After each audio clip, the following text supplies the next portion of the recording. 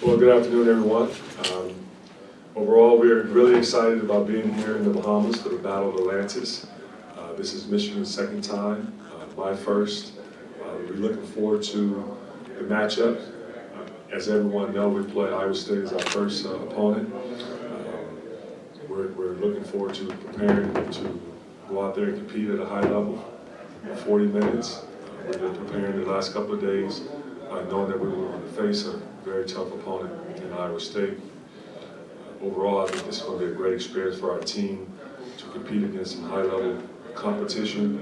We know it's a very challenging, tough tournament, but we're built for the competition. We're prepared for this. Questions? Yeah. Coach, what are the challenges facing in Iowa State? Well, Iowa State we never played before. They're not in our conference, but we know they're a team that competes extremely hard. They're big, at great length. They also have a point guard who, as we've been told and we've noticed on film, is very skilled, can shoot the basketball very well. He's a great leader, one of the assist leaders in college basketball, very poised for his age, a great leader. So overall, they play tough defense.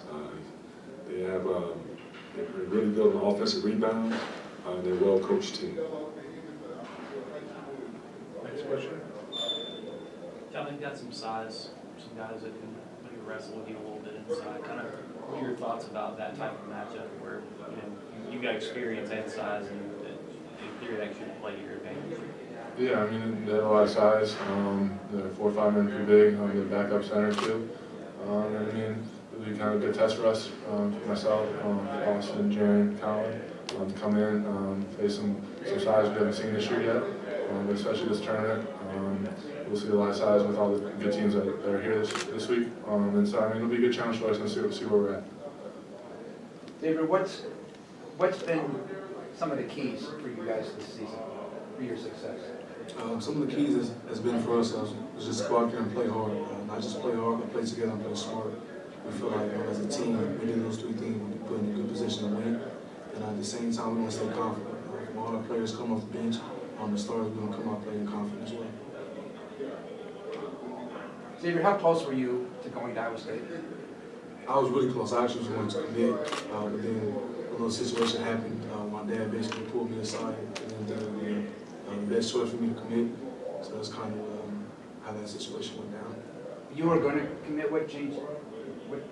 I think they ended up getting another JUCO point guard. Dr. Jackson. Yes, they ended up getting him. I think it was something where they said they were recruiting him or something, and he ended up committing. And that's kind of what we kind of pulled it out. So if they would not have gotten him, you maybe gone to Iowa State. Yes. When you're playing a point guard that has assist numbers like Halliburton does, maybe he's not a guy that's looking for a shot all the time, looking to set guys up. Does that change the way you play defense on the ball? No, it doesn't. At the end of the day, it's basketball. Obviously, he's a great point guard with crazy assist numbers.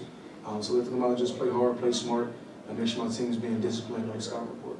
Is it more difficult when you're playing maybe a guy that's more offensively minded, looking to shoot a lot versus passing? I mean, is either one more difficult than the other, I guess? Whenever you're playing a guy who wants to shoot more than pass, I feel like it's going to be a little more difficult. At the same time, it's just another basketball player. He's a great player. Obviously, he has great numbers, so I'm excited for the challenge. Joanne, what are your thoughts on Tyrese Halliburton? I mean, he's a guy that could go out after this year. Well, yeah, I've heard that he's been mentioned as being one of the guys who are projected to go to the NBA draft. Who knows what he decides to do, but what I watched and witnessed throughout the summer, because he was on the USA team, and I was there in Colorado Springs watching that group compete. I was impressed with his size. I was also impressed with his IQ, how he's able to make plays, see plays before it happens. He also is an underrated shooter. The kid played with a lot of poise. So overall, I think he's one of the best players in college basketball. It's great that we get a chance to face a player like him to see where we need to measure going forward. What do you make of Iowa State's bad three-point shooting recently? I mean, the last 2 games are like 5 for 47 or something along those lines. Well, fellas, I'll tell you this, don't listen to that right there. They're not a bad shooting three-point team, but one thing about them, I've witnessed the numbers, doesn't really show, but they can shoot the basketball from outside. They have some really good shooters. That the numbers may see that percentage-wise, they're not a three-point shooting team, but they are. I've seen enough of their games that they've shown that they can make something from the outside. John, when you're starting a season, when you're starting a tenure, so much of, you're trying to win games that are in front of you, but you're also trying to maybe build foundational pieces to how you want to run practices and offense and defense. How do you think you guys are coming along as a starting point to this year after a few games? Well, it's been a process, and it's also we have gotten better since we started September 24th on building our offensive and defensive identity. But each day, our goal is to improve day by day, game by game. And what I've seen so far, I've been extremely happy with how our guys have bought in, because it's not easy. You have guys who have habits of what the old coach and what they did from an offensive standpoint as well as a defensive standpoint. But we never had a guy transfer. Our guys haven't fought the process. They've shown nothing but grit, as well as they embraced the new style, and they have done an excellent job of working hard to try to implement it, and which I've been pleased with. They've gotten better day by day. John, you're going to be going up against one of the best shot blockers in the country, Conda. He's in the top 5 or so. How do you go against that kind of guy? I mean, he's very good shot blocker. You gotta go at him. You gotta use your pump fakes, shot fakes, get around him, get him off his feet, try and get him in foul trouble. He does a good job of what he does. So you just gotta be aware of that. They just around the rim. I mean, if you get a shot block, you get a shot block. Just keep going at him. It's not the end of the world if you get a shot block. Just keep attacking. Xavier, you played against Bolton last year. Do you remember? Yes. Penn State. What kind of guy? What kind of matchup did you guys have? I don't know. Maybe you weren't on each other. I don't know. He's a great player. Really shoot the ball.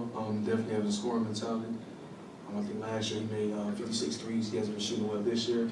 With evidence and his percentages and the shots he made last year proves that he can shoot it. He can get in the lane, have a nice inside finish with the floater. So I think it'd be a good matchup. At the end of the day, obviously I played against him last year, so it'd be exciting to see him again. Anything else? Have you guys been out of the country before? Have you traveled internationally? Yes. And this is your first passport stamp? We're very happy to be here, though. Bahamas is a beautiful island, and the people here are so warm and inviting, and they've done an excellent job of just really opening up their island and just showing us how special this island is. I think it's beautiful that the Michigan family has embraced this opportunity, and we're just looking forward to each and every day. We're going to enjoy each day, and I know on Saturday there are going to be some sad faces. Not just the fact that we're going back to a colder Michigan, but just leaving the island of beach and ocean. Thank you, Bahamas.